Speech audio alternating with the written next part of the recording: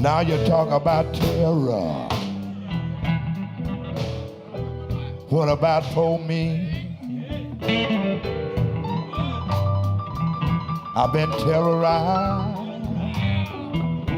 all my day. All my day.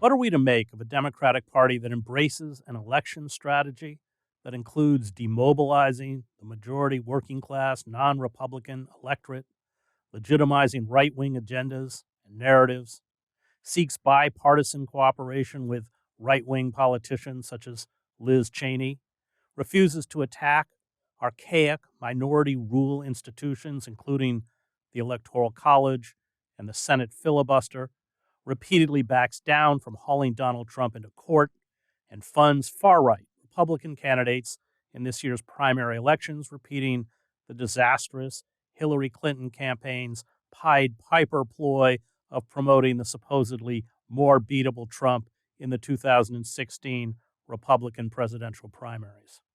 Why is the Democratic Party lavishly funding Trump stooges, such as John Gibbs, a former Trump administration official who claimed that Joe Biden's 2020 election victory was, quote unquote, mathematically impossible, by giving his campaign $425,000, investing more money in one pro-Gibbs television ad than Gibbs raised for his entire campaign?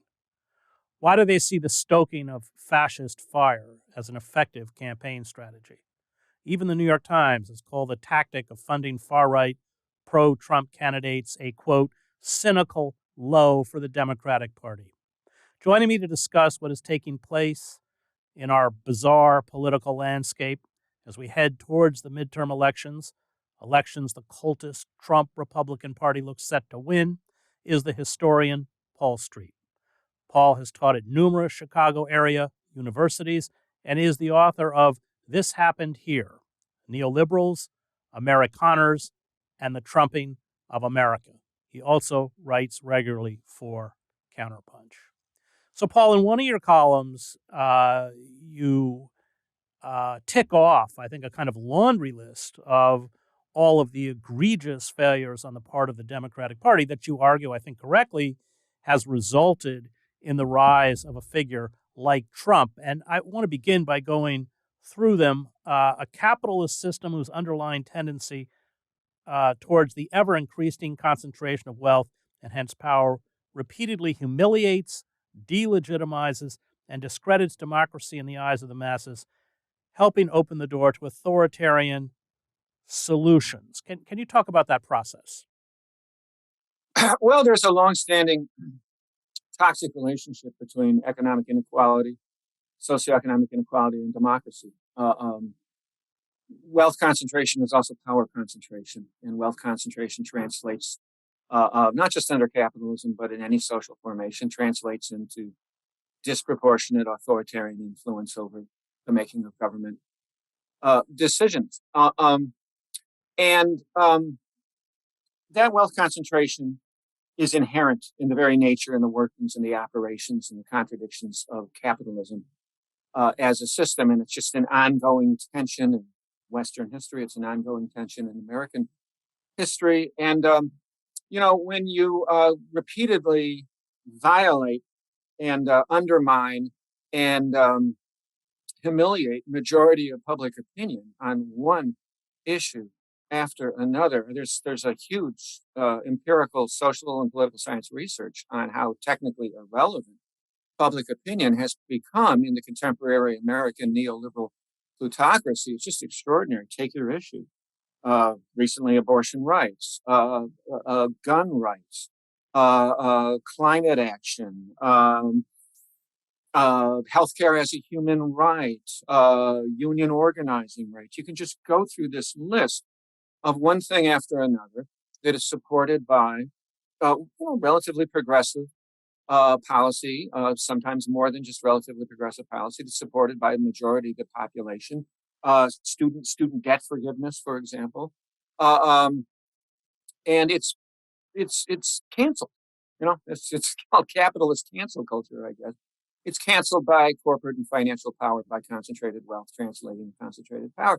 And when this happens and accumulates again and again and again enough over decades, ultimately the notion of democracy and popular self-rule, I think, becomes exposed as bankrupt, as useless, as irrelevant, and people don't take it particularly seriously. And particularly when the party that claims to be the party of the working people, that claims to be the party of the working class, the party of the poor, is egregiously in bed with corporate and financial power, it's going to be unable to reliably and consistently bring to the polls the voters that they need to defeat the other party, which, by the way, just happens to have gone essentially fascistic over really since Obama, if not before.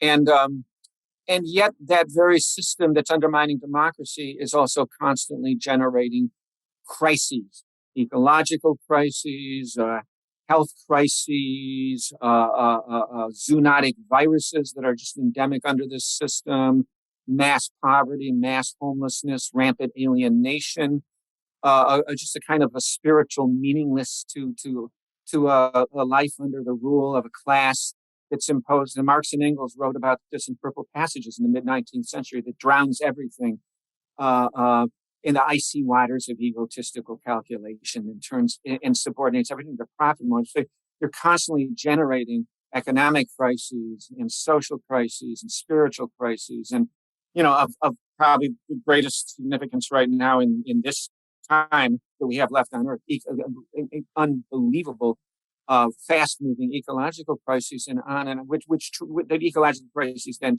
feed into and help generate more social and political crises. And you have crises that need solutions, but democracy is no longer credible or viewed as legitimate because its authenticity has been undermined by the underlying class dictatorship of capital. People are going to turn to authoritarian more explicitly. We already have an authoritarian. A capitalist society is an authoritarian society. It's a de facto class dictatorship.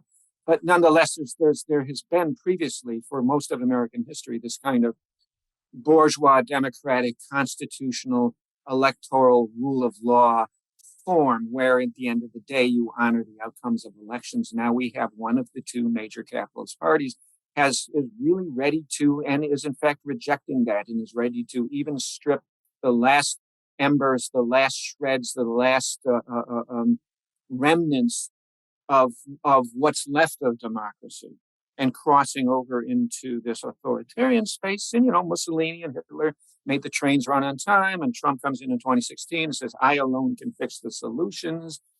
And you have this very alienated populace that's prone to magical thinking because of the insanity of the corporate culture that they live in. And they look for solutions in great leaders. No matter how comic and ridiculous and pathetic and malignantly narcissistic those leaders may be, they can capture a certain essence. There's a certain brilliance to people like Bolsonaro and Orban and Trump and other modern day neo-fascist authoritarians who are going to fix things for the people and dig into some very revanchist and reactionary cultural strains as they do that. And the Democrats have created a context for that. They've participated quite richly in that, and now they're actually not only indirectly creating the context for it, but now they have this cynical Pied Piper electoral calculation whereby they're directly contributing to the rise of the most right-wing fanatic Republican candidates on the cynical theory that those are the most beatable candidates in the 2022 midterms. And they're really playing with fire. They're really playing with fire. Maybe we can talk a little bit more about why that's not likely to work. Actually, it seems like a doomed, suicidal, kind of a suicide pact way of going forward. It's I guess they think they're being daring and cool, and it's a great gamble that's going to pay off. But I don't think it is. And maybe we can say a thing or two more about why it won't. Well, let's talk about it because you write about it. You, I think, correctly point out that the Republicans probably are going to win, and these fringe far-right figures will be swept into office with that landslide. You also write, I thought, quite presciently about abortion, because the Democrats are banking so much of their electoral strategy on the fact that they will protect the right of a woman to control her own body. They use the referendum that was passed in Kansas, but you really, I think, quite astutely explain why that isn't going to work. So why don't we do that now? Yeah, well, the midterms that are coming up are stuck in a historical pattern. It's almost a law that the party, particularly during its first term in White House power, loses significant numbers of members in the House of Representatives in the first midterm election. The only exceptions are 1932 because of the Great Depression and the New Deal, Roosevelt in 2002 because of 9/11, and the Bush party was able to keep going. They always lose. Why that is an interesting matter. We don't have time to discuss. There's this problem of inflation, which is just devastating for the Democrats. There's Biden's incredibly low popularity numbers, which are just cratering. They're in their high 30s at best. And the percentage of people in the country that say the country is on the wrong track is a big indicator, and that number is just huge. So it really, really looks bad. Now, this notion that the abortion issue is going to be some sort of magic bullet that's going to provide the solution for the Democrats and allow them to keep the House of Representatives and the Senate in 2022 in November is really, really problematic. And there's a cynicism about that. And it goes back to this whole last 7-8 months. I heard numerous Democrats in Iowa tell me this was part of the advanced surrender to the abolition of Roe v. Wade, to the reversal of women's right to an abortion. I actually heard Democrats say to me, it's okay. First of all, they totally underestimated how devastating this decision would be, and it's already showing itself to be for women in half the states in the country right now. But they said it would be okay because it's going to work to our electoral advantage in November, which, among other things, is just incredibly cynical. And it's a remarkable statement of moral, political, and policy bankruptcy. That your strategy going forward is a horrific decision coming out of the Supreme Court, and the horrific fascistic nature of the other party. That's your campaign strategy. So they say they're going to win on abortion, and they cite this Kansas referendum, and they cite it quite deceptively as proof that this is the way we're going to keep the House of Representatives. This is the way we're going to keep Congress.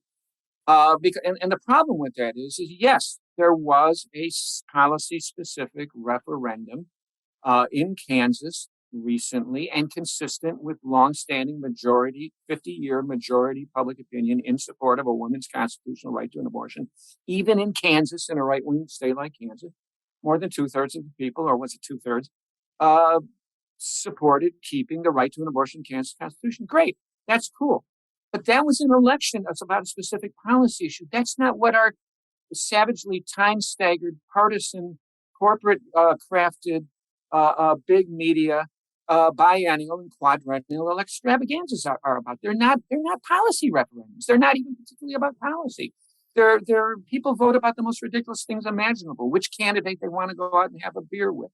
But nowadays, in this hyper-partisan, polarized environment, they vote a lot on the basis purely of party now. We're at a high water mark of partisan polarization. And the abortion issue in November is going to be folded into any number of various issues. There's all kinds of things that people will be thinking about, even insofar as they're thinking about policy and all, and not just thinking about the candidates they like the most and the party that they like the most, and where abortion is going to rank in that policy mix compared to, for example, the price of gas or the price of food, or issues people have about grievances they have about what's going on in the schools with their kids, or COVID policy. There's a mishmash of issues all of which kind of get thrown together in a smorgasbord and subordinated to campaign finance, to campaign contributions, to media buys, to media ads, and to partisan logics. And so, it's not even remotely clear that the abortion issue. I suppose there does appear to be a bit of an abortion rights backlash, which may help the Democrats contain some of their damage in the midterm elections. But it's not at all clear that it's going to be anything remotely close to what they say it's going to be to save their majority position in the House and in the Senate. Let's talk about the media, which you write about. You argue that the media, which is controlled by about a half dozen corporations, its role is to orchestrate mass consent to class rule, empire, and intimately related hierarchies of race, gender, nationality. In its entertainment wing, uh, uh, even more than which is more powerful, you write, than its news formats. This dominant media sells sadistic, sexist, racist, and nationalist violence while propagating hyper-atomized individualism, consumerist one-dimensionality, anti-intellectualism, and narrow identity politics. Well, you nailed it. But it's important because the power of this media landscape to orchestrate and not just shape opinions, but to prevent people from even asking the right questions, I think is quite frightening. And you've addressed this, but talk about it. It's interesting you mentioned that passage. I met Noam Chomsky and actually sat down with Noam for a beer or two, and I think it was Bloomington, Illinois, in 2003. And the first thing I said to him was, I learned a great amount from your book, Manufacturing Consent, about the role of the mass media in particular with regard to the New York Times and the Washington Post and CBS and all that. I said, but the entertainment wing is probably even more significant. It's a much bigger deal. It also sells hyper-militism and individual and portrays everybody. It portrays this incredibly revanchist, violent, Hobbesian view of human nature, of individuals as nothing but one-dimensional power seekers and sexual predators and consumerists, and upholds that as either the glorious way that life ought to be or just the reality of how human beings are anyway.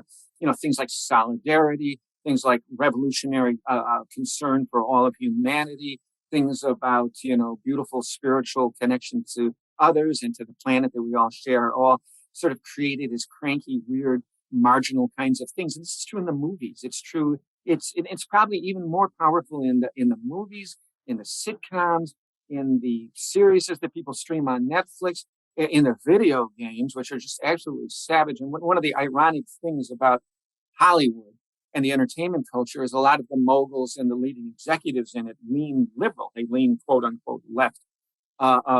And are, and tend to be Democrats and tend to get very huffy about Trump and his base and the neo-fascists and all of that, who I hate too. I hate all those people.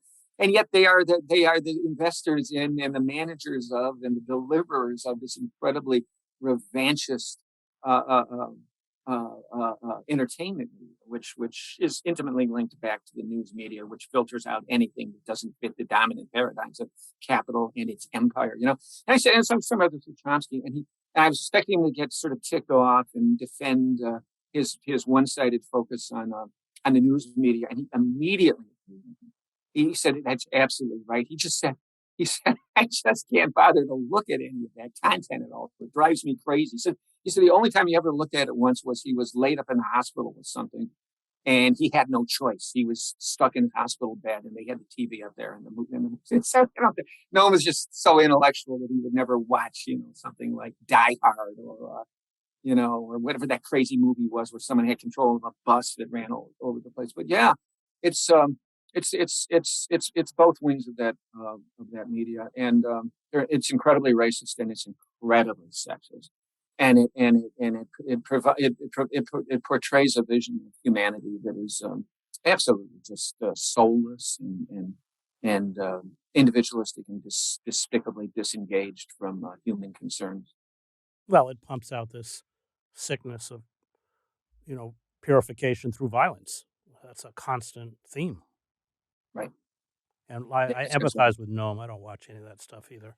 Um, let's go right into there, what you do about the 440 million firearms, including at least 25 million military assault rifles, disproportionately in the hands of right-wing racists, sexists, nativists, and nationalists. This is an important factor, I think, in terms of where we're headed. And there's about 30,000 militia members in the country, and those arms are almost, completely owned. Well, I shouldn't say that. They're very disproportionately owned by people on the right. So when you talk about militias that are armed, I think the Socialist Rifle Association and Redneck Revolt would be about 0.03% of that. Whereas the 3%ers and the Oath Keepers and the Proud Boys and the rest of the vast panoply of white nationalists, white supremacists, neo-fascist groups, make up more than 90% of the armed militias. But the ubiquity of weapons is just unmatched globally and historically. I don't know any modern industrialized country that's ever been so permeated by firearms, including what really amount to wartime weapons of mass destruction, which is what military assault rifles are. And I think it's already one of the key aspects of fascism is political violence and the embrace of political violence. And that doesn't just mean brown shirts and black shirts and stormtrooper boots, armed or not, walking around and beating people up in the streets. Now we're in an age of lone wolf violence, where there's a kind of fascistic fear and an impact of right-wing incels who are part of online communities in which they are encouraging each other and upping the ante psychologically with each other to film live hits against so-called liberal and so-called left targets. And of course, in fascist ideology, everything's left. Everything to the right of Trump, everything to the left of Trump is Marxism and socialism and anarchism and whatever. And I know already, I've seen survey data, people are already afraid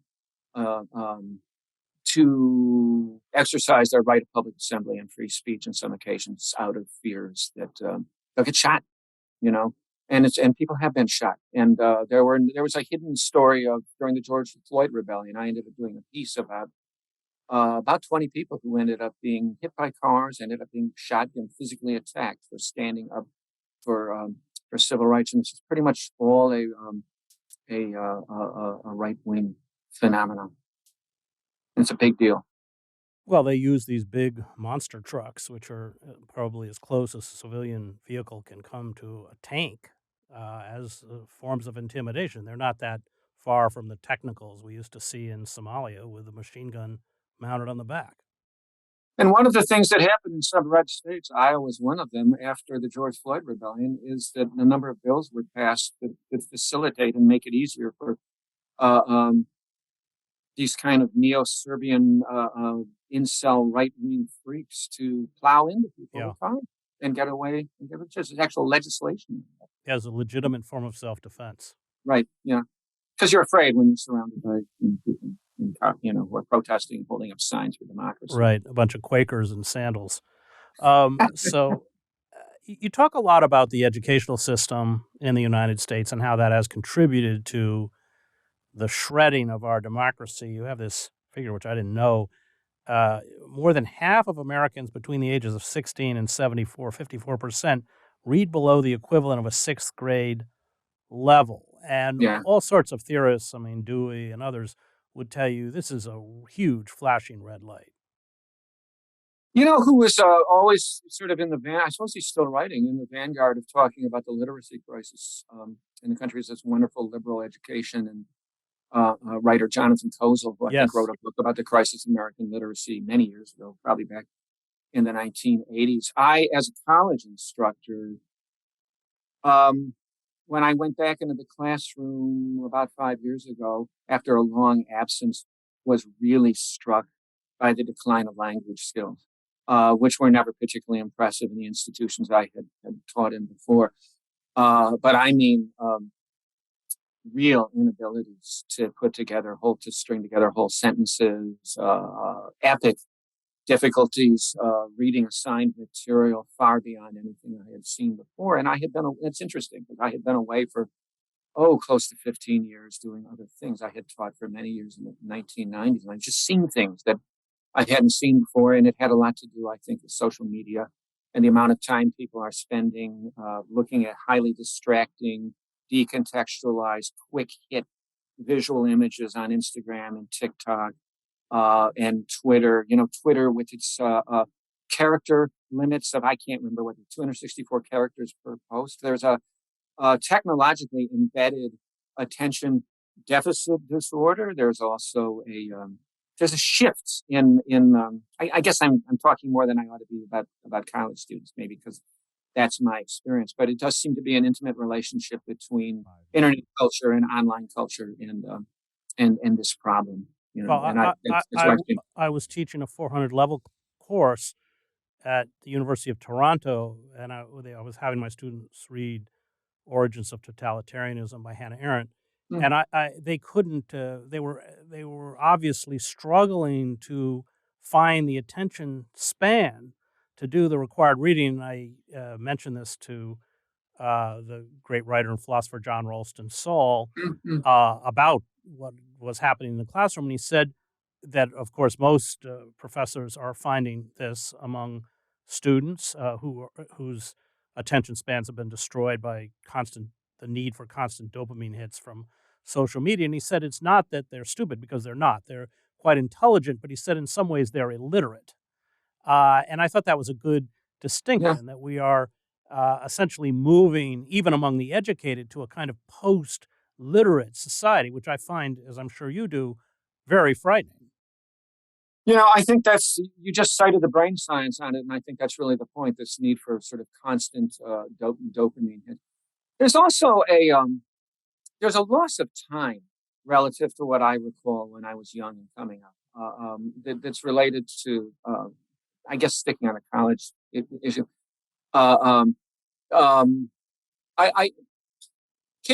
Kids are working a lot more than I remember any of us have to in undergrads at Northern Illinois University. We had to go to university, to go to college, typically for most of us, was to have just a hell of a lot of time to read a lot of stuff.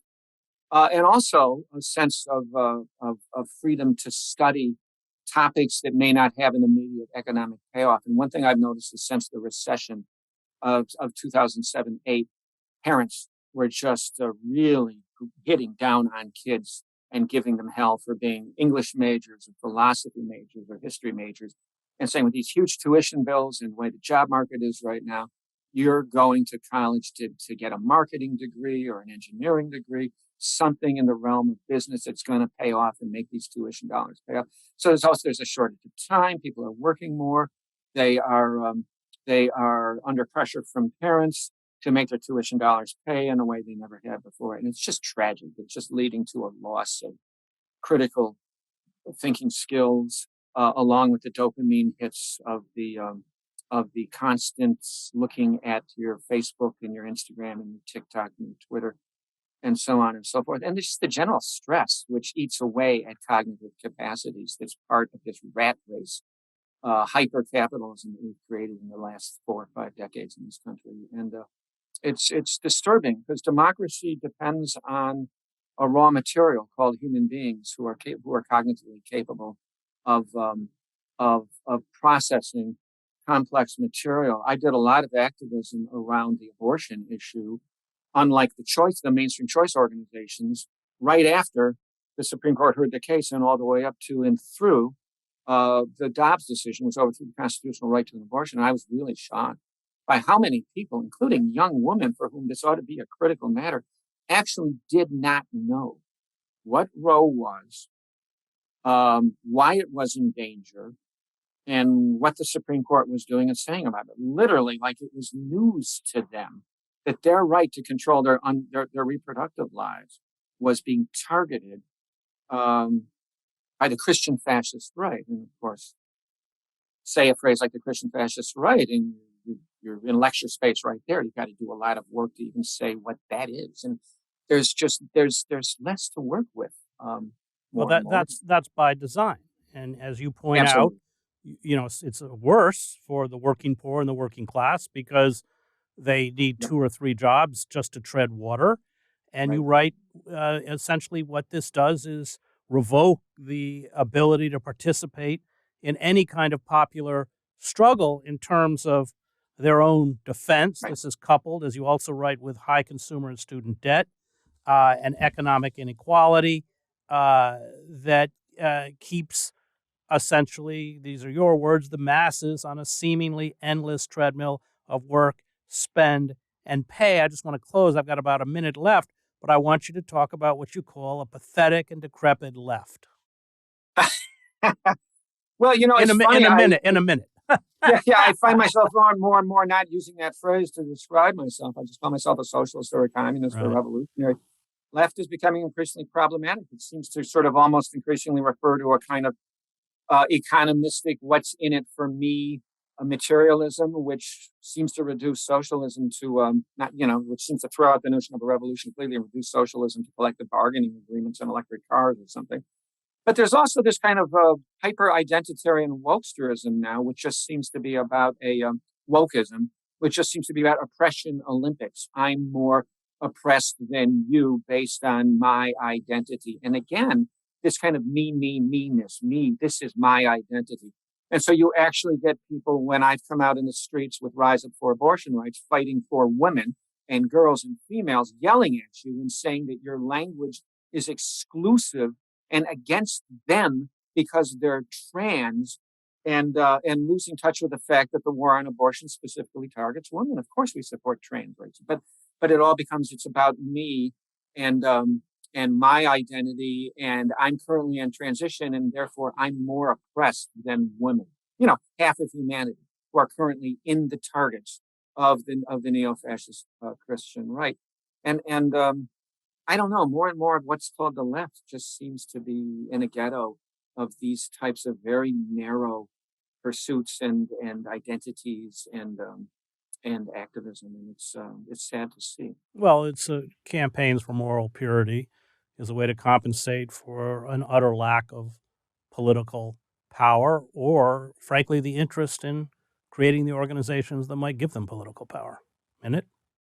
Yeah, and there's this sense that knowledge grows completely out of one's identity and who one is, as opposed to doing any work, like actually digging into some history and reading up on just exactly what the Roe v. Wade decision was and what the Jackson v. Dobbs decision was. It's just like it's all about who you are instead of what you know, and this is part of a kind of reductionism down to almost nothing. Well, that is disastrous. The disease of the cult of the self.